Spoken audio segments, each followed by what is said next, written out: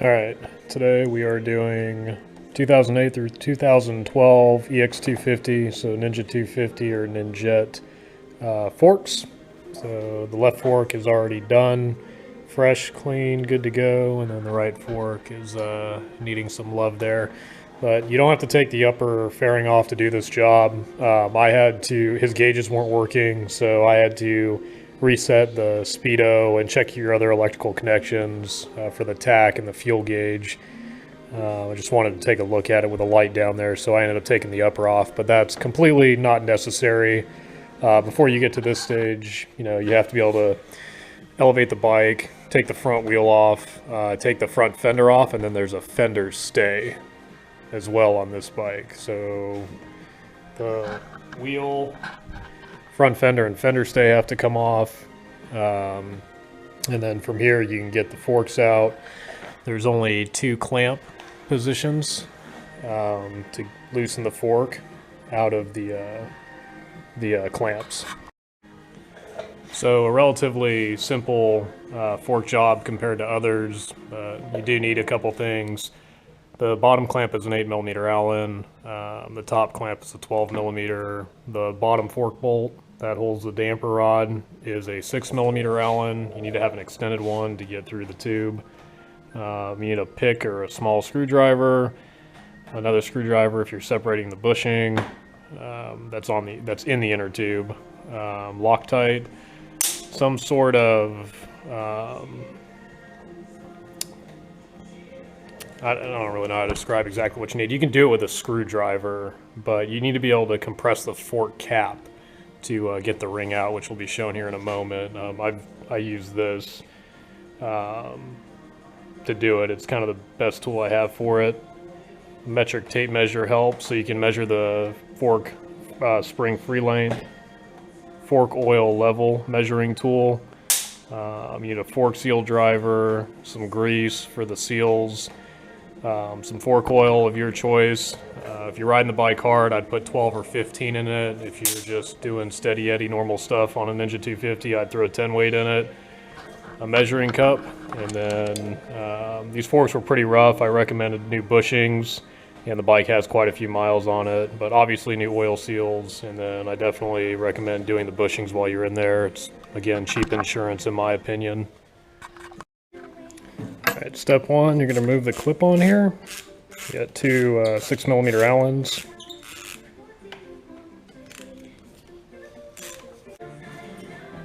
Alright, step 2, you're going to remove the fork cap. You do this before you loosen the top clamp and the bottom clamp. Basically holds the fork in place for you.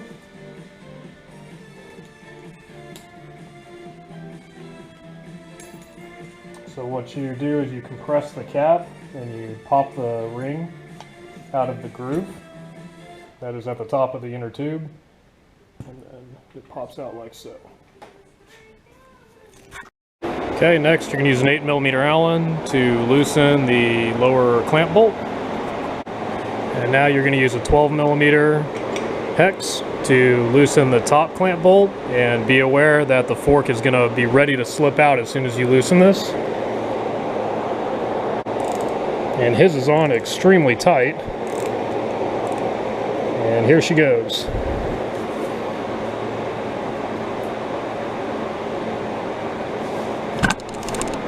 Take note of the routing. Your lines and hoses go in front of the tube. Okay, we're going to remove the fork internals. Your spacer's going to come out first. Washer between the spring and the spacer. Does not matter which way these 3 components go in. The spring comes out. Sometimes it does matter. In this case, it does not matter. So be aware of that. Okay. Now I'm going to drain the fork.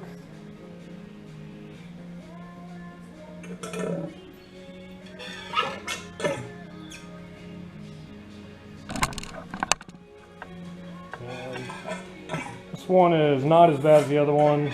The other one was in much worse shape, but still definitely due for a change.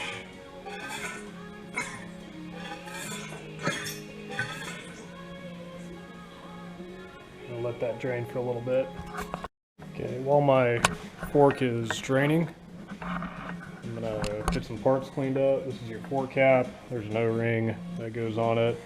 The All Balls Bushings Kit comes with O-rings, so I'm not gonna reuse this. I'm gonna replace that guy, and we'll get these all cleaned up in the parts washer. All right, 6mm Allen and a battery-powered impact. Let's see if we'll get it to pop.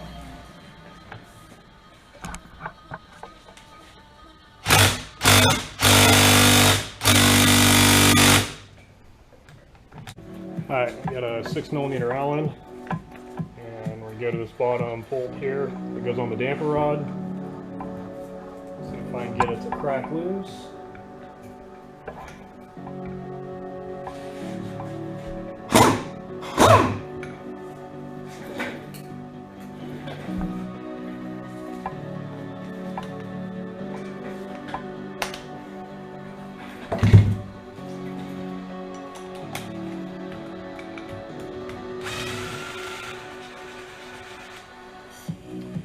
There she is. This crush washer should be replaced, and it comes with the All Balls bushing kit. Alright, I'm going to separate the dust seal from the outer tube. I like to use a small screwdriver and a small hammer and just gently tap and kind of rotate the screwdriver around.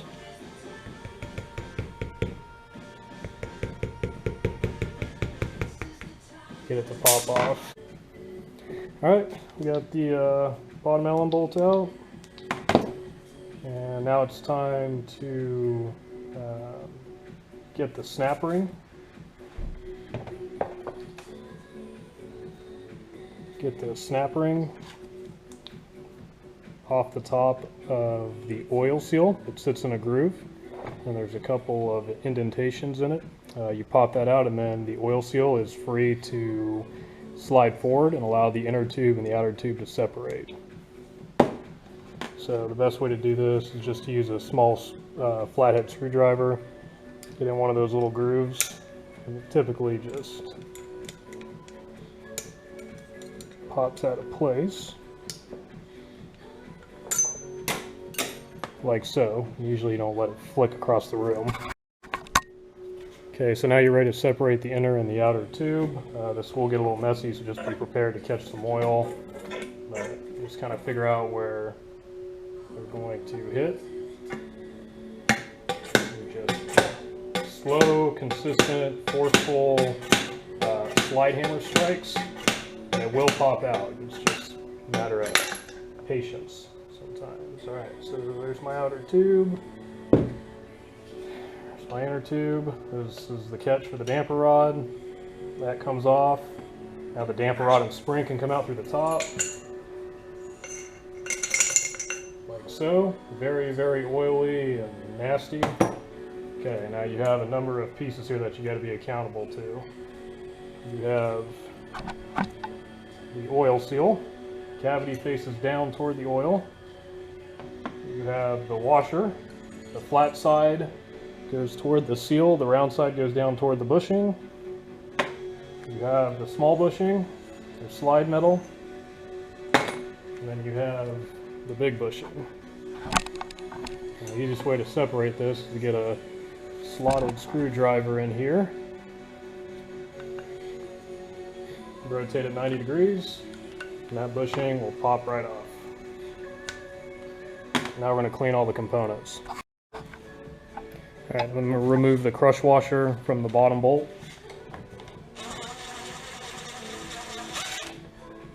Sometimes they get a little fussy, they don't want to be removed.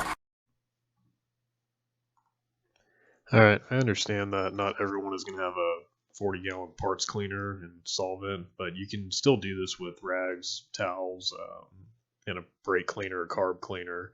Microfiber cloths are really good to use for things like this, because if you use cotton, you have like strands get here and there, and you don't really want that. A toothbrush is extremely helpful here. A blue Scotch pad doesn't scuff things up. Very helpful in getting some grime off. And then I have a brass bristle brush just in case something's being a little stuck onto a component, but Obviously, you don't want to scratch and mar things up here.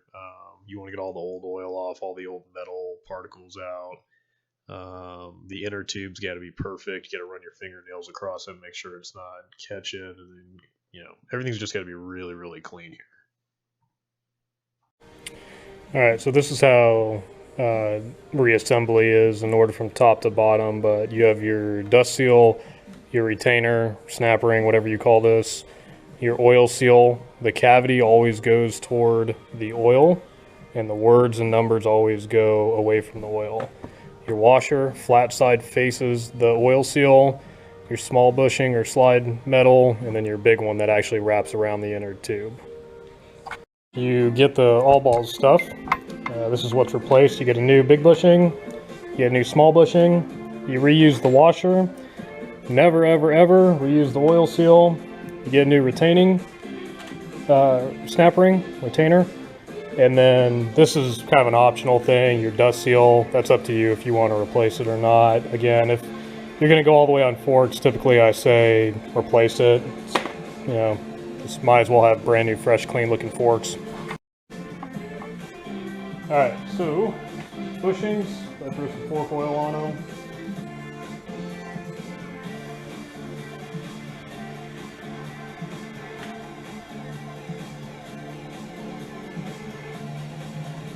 Washer stays dry, oil seal gets greased, snap ring stays dry, dust seal gets greased. In this case, I like this Maxima stuff. Never let me down. It's not the cheapest grease in the world, but it's not the most expensive stuff either. And like I said, never let me down. Verify fork spring free length, and it is 420.5 millimeters or 16.56 inches with a service limit of 412 at 16.2. So as long as we're not at 412, we will be good to go, and we are right on 420. Yeah, we're totally fine here, which is what I expected based on seeing the last one. So let's assemble the inner tube. Take the big slide metal, throw him over, and again, just keep everything as clean as you can. I've already checked this too, make sure there's no nicks. It's smooth all the way around. I'm not getting caught on anything here. Alright, we're prepared there. Okay, small bushing, washer, flat side toward seal,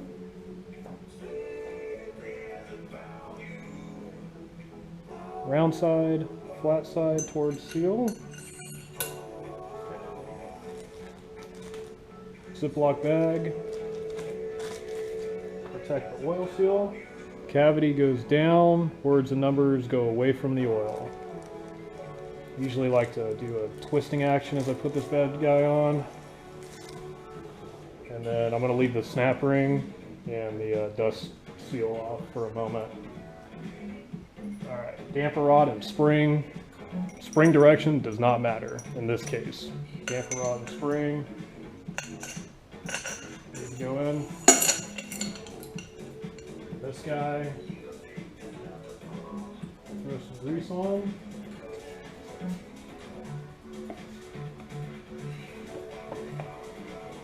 Just so when it captures the damper rod, it has a little bit of lube there.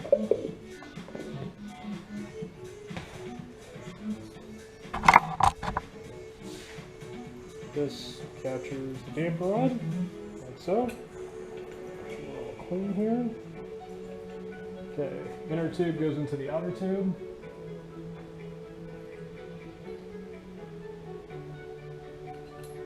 Give it one last wipe right in here. This surface has to be clean. It has to be clean. Everything in this area has to be good to go. Okay. Inner tube into the outer tube until it seats, like so. I'm going to leave the oil seal up for a moment. while I drive.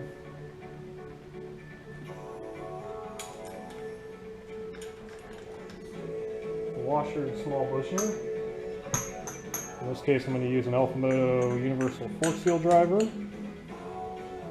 Knock him down until the driver is flush, like so. And hopefully you have enough grease on the oil seal so where it glides in there. This is usually not as simple as it looks, but with the right tools it's usually not too difficult. So it is a matter of patience and feeling it out and getting used to how this works.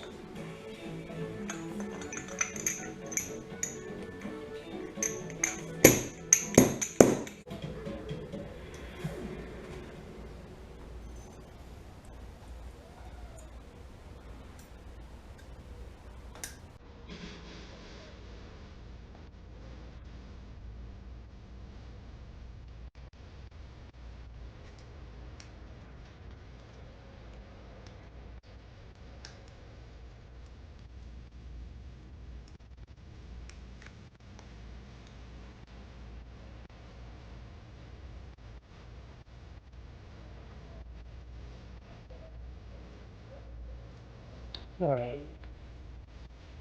installing the snap ring. I just want to make sure that it's in the groove all the way. Last but not least, position your dust seal. Alright, next thing you want to do is get some Loctite.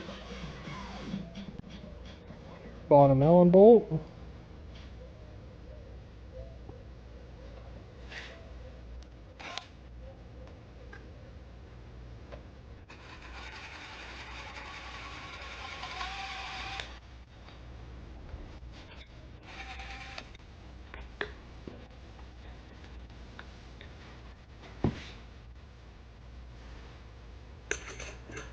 Spring to push the damping rod down.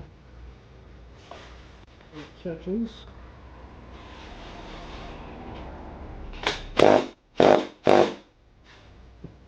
Sometimes you can get it, sometimes you gotta take the spring and push it in to keep that force and pressure on the damper rod. There are also special tools you can buy that will go down the tube and grab the damper rod. Alright, per the manual, the way you put fork oil in, the inner tube fully compressed into the outer tube, and then the spring is left out. I'm going to put in 360 cc's of oil here.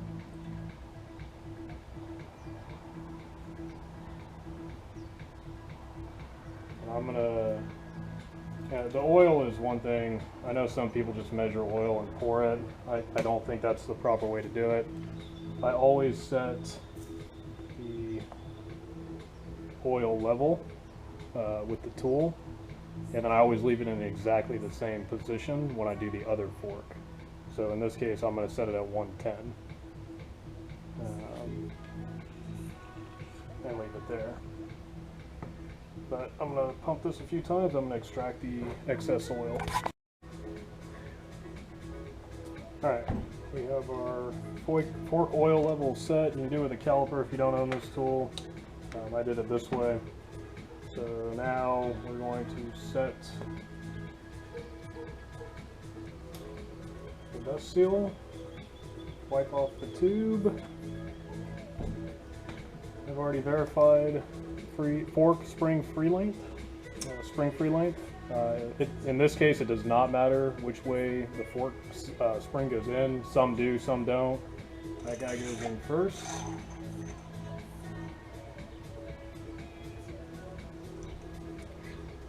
Followed by the washer, followed by the spacer.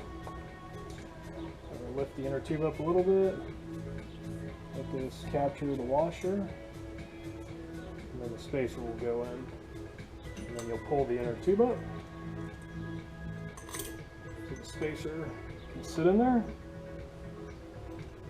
and you are ready to put this guy back on the bike. And then once you get it back on the bike, you'll put the fork cap back on. Alright, one thing I like to do before I throw the fork back in is to clean the clamps up a little bit. You'd be surprised at what you'll find in here.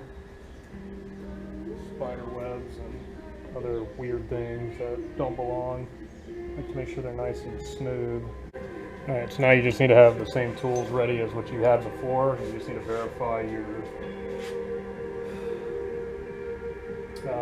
verify that you don't run the tube on the wrong side of all the hoses and lines here. They stay to the outside. That's why I said to make a note of it when you were taking it off. But the tube comes through and just temporarily clamp it with the upper clamp and the lower clamp. So it's held into position for you so you can get the fork cap back on, and then you can make your fine adjustments after that. Okay, before you do this, make sure that you've got this clamped in here, because if you don't, it'll slide right out, and you definitely don't want the fork to do that. You put your fork cap on, your clip, and then you're going to use your tool to compress it. And it takes a certain amount of pressure. That's why you want to make sure your fork is indeed clamped enough. That way it doesn't pop out the bottom. And we're just going to use a small picker screwdriver to set the holding ring, like so. Alright, so once you have everything back together and ready to go, you have to verify that you are even, and I like to just do this with the axle. That should slide in smooth like that, and if it doesn't, you're not squared up, level, and even.